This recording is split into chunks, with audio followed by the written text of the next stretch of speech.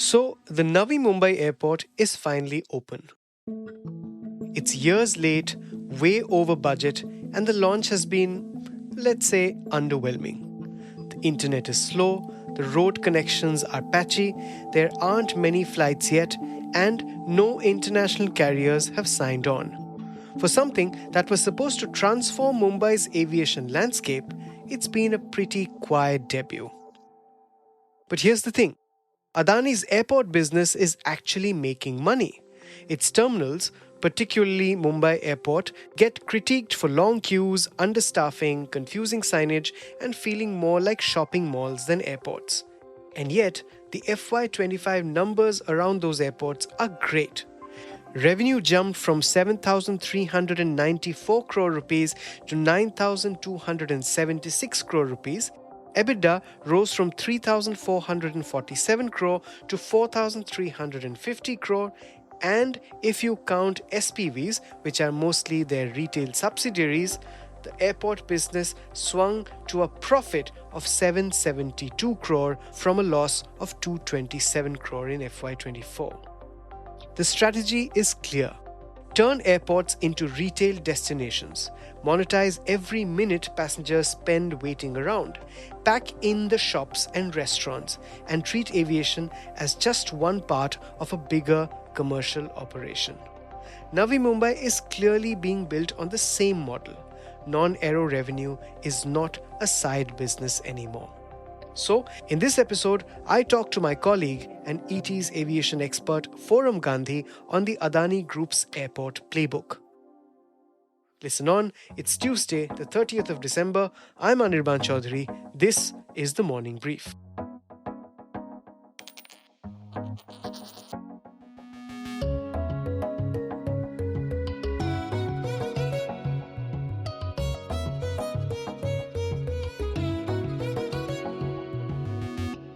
Hi, Forum. Very warm welcome to the Morning Brief. Thank you so much for having me, Anirban. So, we're talking about the Navi Mumbai airport, India's most expensive, much delayed, much awaited. Let's start with how ready is the Navi Mumbai airport?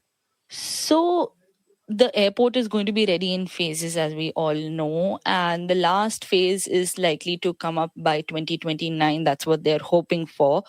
In the first phase, which they've clubbed the first and the second phase together, for now, only one runway is operating.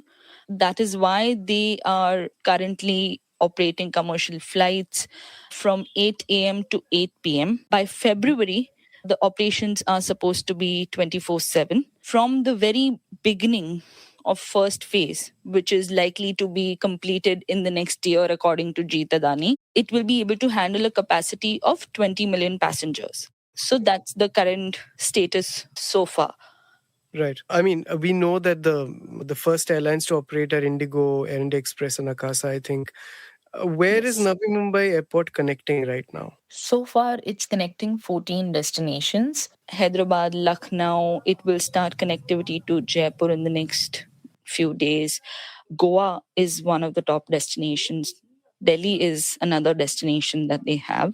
Right now, the airport is still facing some teething problems, and they're likely to be eased out in the next few weeks. And by February, they're hoping to connect, I think, 16 destinations, if I'm not mistaken. All right. What teething problems? Basically, internet is a bit slower.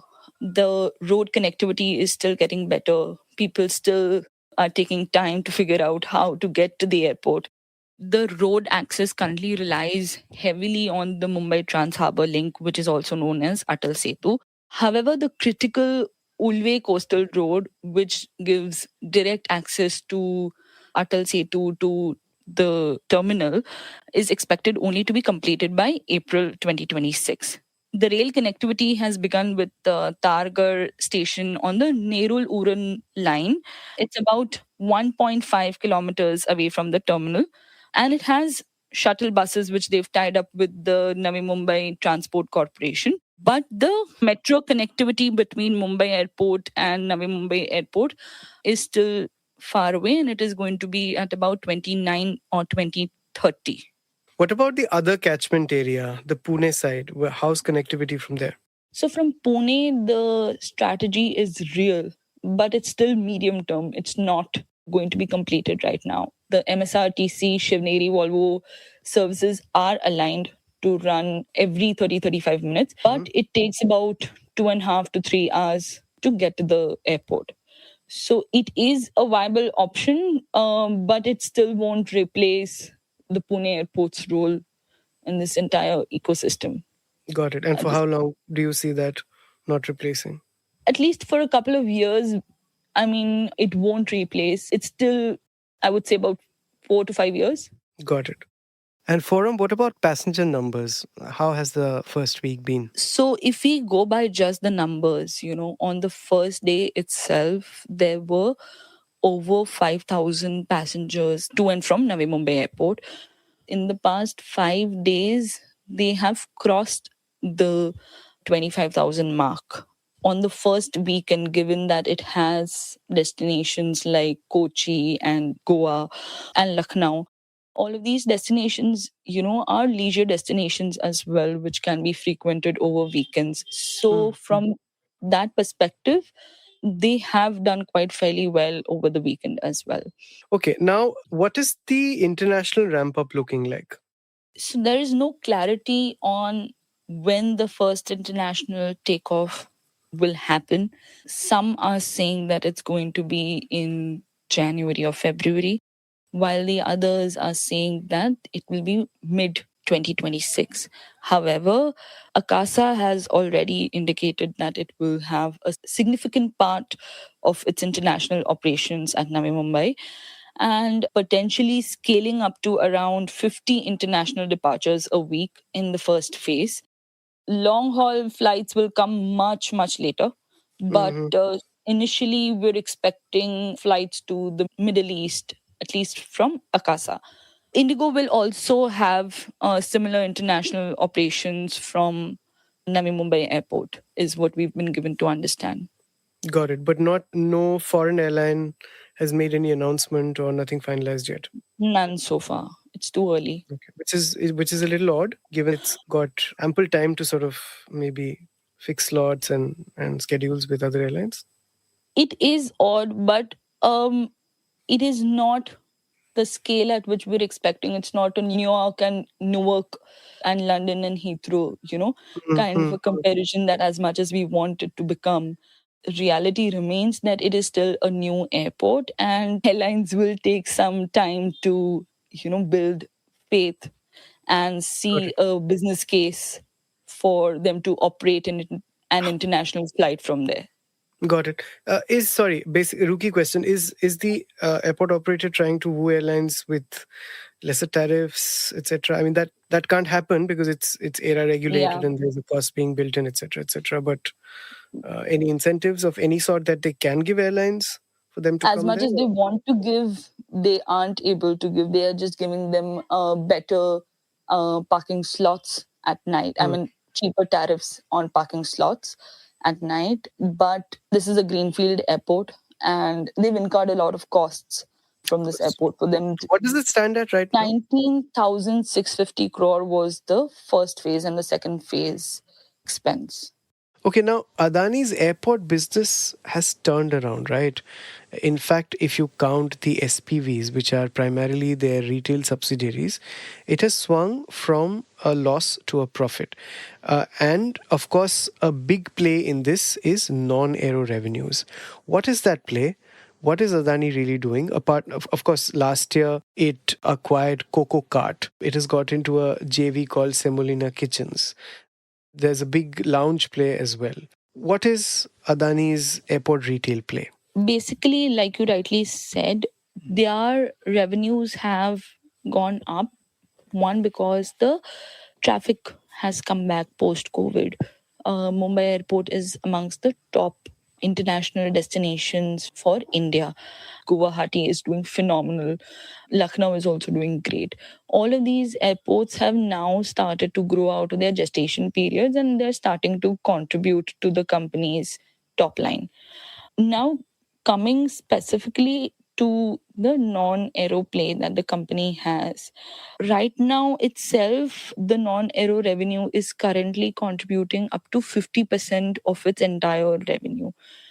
And as you rightly pointed out, it has acquired Coco Cart. It has now approximately 20 IPs. Basically, these are their own brands. And a lot of these brands have now come up at Navi Mumbai Airport as well, Mumbai Airport as well. So Which are what these? they want to enter segments like electronics, beauty, chocolates, alcobev, coffee, lifestyle products, food and Mhm. beverage brands.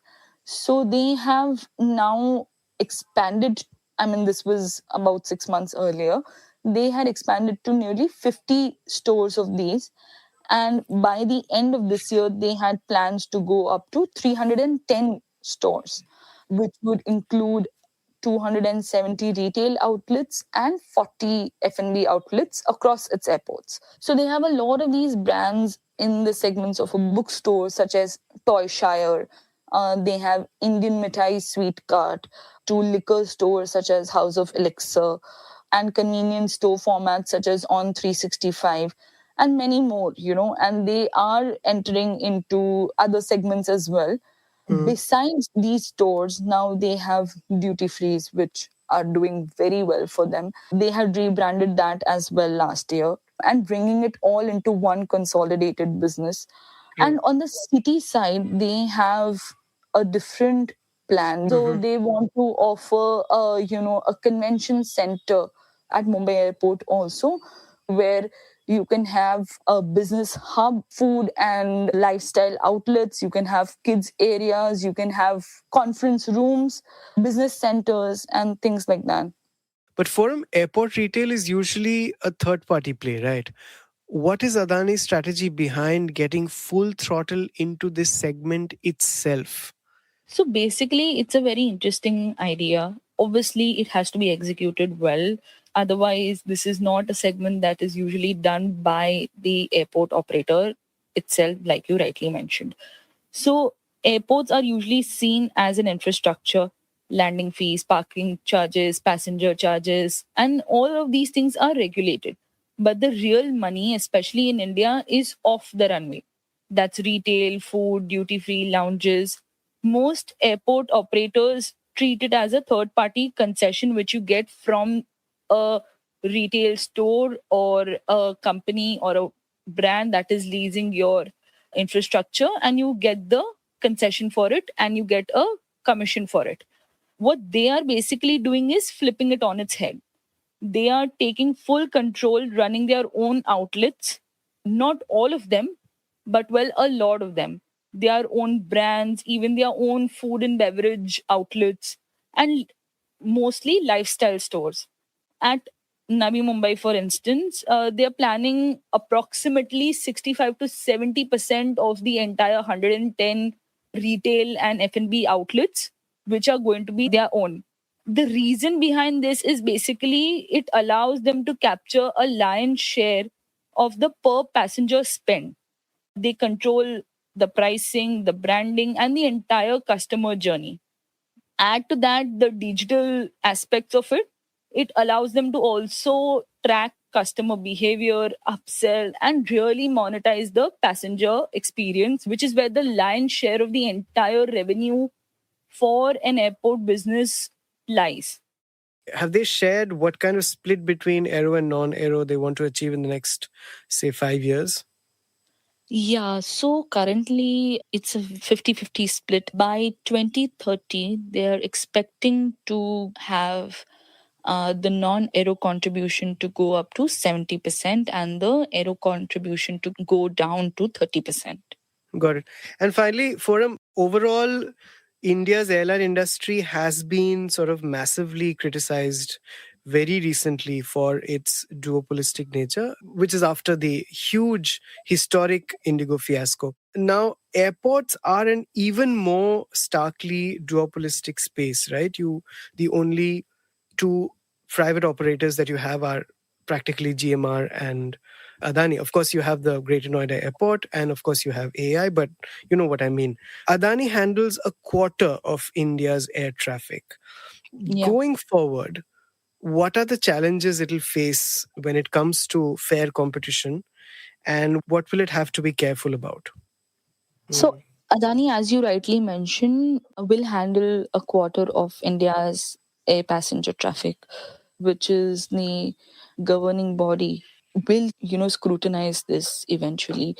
ERA will also look at the tariffs that they are looking at and the user development fees that they are looking at proposing in the next tenure as well.